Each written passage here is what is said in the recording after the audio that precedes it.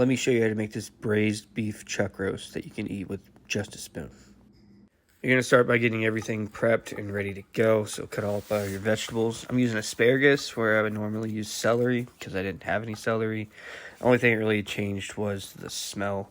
So if you don't like the smell of asparagus, don't use asparagus. The size you're cutting the vegetables doesn't really matter. Just big chunks is fine. And just smash the garlic.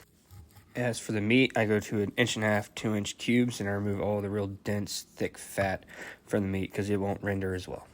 Then I put some beef tallow in a Dutch oven, melt that down, and give each piece a good sear. You're not looking to cook anything right now. You're literally just getting some browning on the meat and then removing it. Once all the meat's removed, you throw all your vegetables in, and you're just looking to soften them up. Maybe get a little bit of color on some.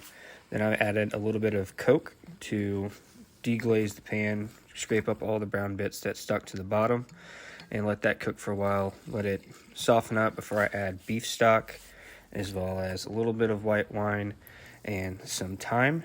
Throw back my beef in there, cover it, put it in a 300-degree oven for about 3 hours.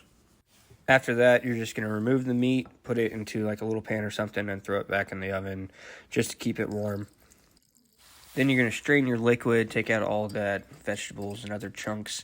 You don't need that anymore. You can just toss it in the trash. It's all mushy and not good to eat anyways.